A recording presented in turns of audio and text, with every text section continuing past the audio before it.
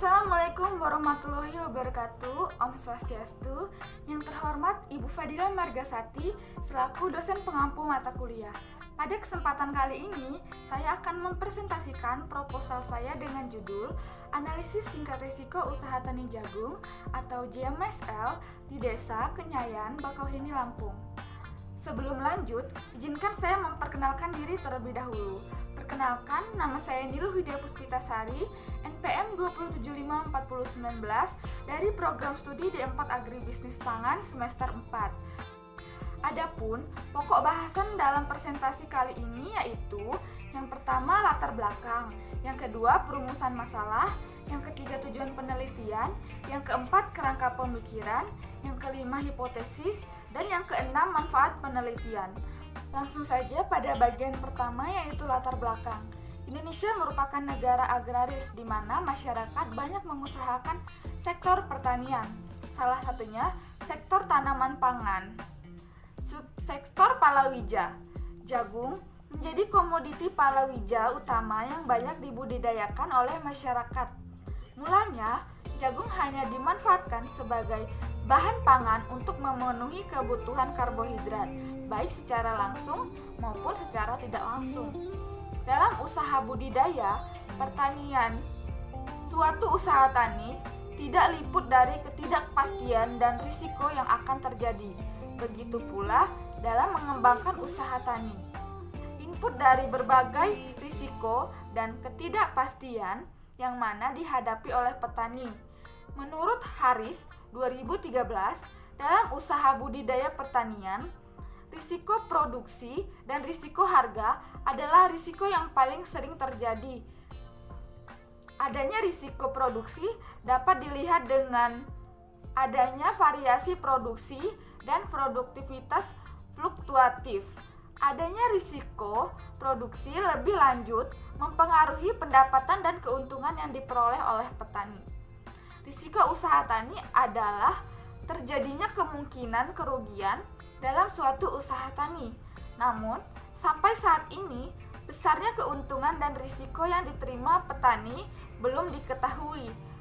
Untuk mengembangkan usaha tani jagung, perlu dikaji sumber-sumber risiko dan beberapa besar risiko yang dihadapi oleh petani jagung, serta apakah dengan menurunnya produktivitas jagung, usaha tani jagung masih menguntungkan atau tidak.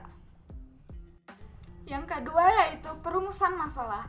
Berdasarkan permasalahan yang telah dikemukakan di atas, maka rumusan pada penelitian kali ini adalah yang pertama, berapa tingkat keuntungan usaha tani jagung di Kabupaten Lampung Selatan.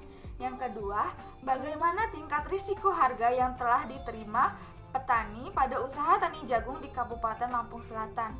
Yang ketiga, bagaimana tingkat risiko pendapatan yang diterima oleh petani pada usaha tani jagung di Kabupaten Lampung Selatan.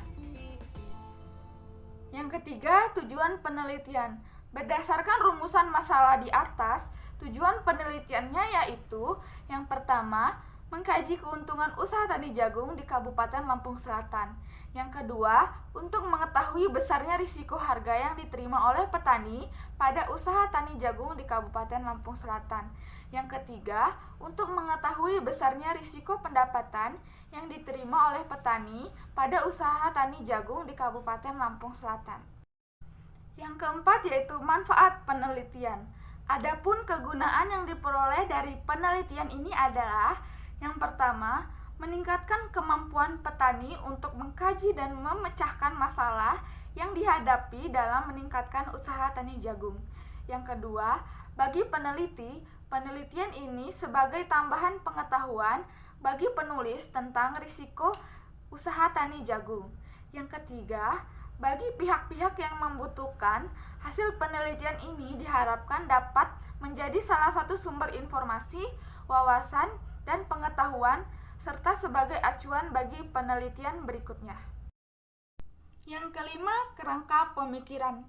Jagung merupakan salah satu komoditas yang permintaannya dari tahun ke tahun terus mengalami peningkatan. Karena hal ini disebabkan komoditas yang memiliki fungsi sebagai komoditas pangan dan bahan baku bioenergi. Agar usaha tani dengan risiko yang besar dapat memberikan keuntungan yang tinggi maupun risiko yang diperkirakan terjadi, maka petani dapat melakukan upaya penanganan terhadap risiko tersebut. Kemampuan untuk manajemen risiko merupakan upaya yang ditempuh oleh petani untuk mewujudkan ketahanan pangan. Menyusun suatu strategi manajemen risiko, terlebih dahulu diadakan ratifikasi macam-macam risiko yang dihadapi oleh petani, kemudian dianalisis sebesar apa risikonya, sehingga akhirnya dapat dibuat keputusan manajemen risiko yang sesuai. Seperti yang terlihat pada layar, yaitu terdapat gambar bagan risiko usaha tani jagung. Yang pertama yaitu ada usaha tani jagung, kemudian risiko produksi, kemudian risiko produksi dibagi menjadi dua, yaitu tingkat risiko dan manajemen risiko. Kemudian tingkat risiko dibagi menjadi dua, yaitu ada tingkat risiko rendah dan tingkat risiko tinggi. Yang keenam yaitu hipotesis. Hipotesis adalah jawaban yang bersifat sementara terhadap permasalahan penelitian sampai terbukti melalui data yang terkumpul. Menurut Arikunto 2006.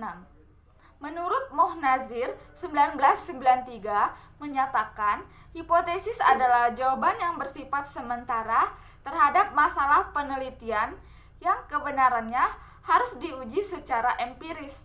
Berdasarkan landasan teori di atas, maka dapat dirumuskan hipotesis penelitian ini sebagai berikut. Yang pertama yaitu diduga tingkat produktivitas usaha tani jagung berbeda menurut luas lahan.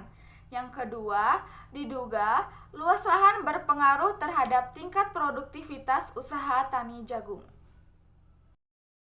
Baik, sekian presentasi yang dapat saya sampaikan.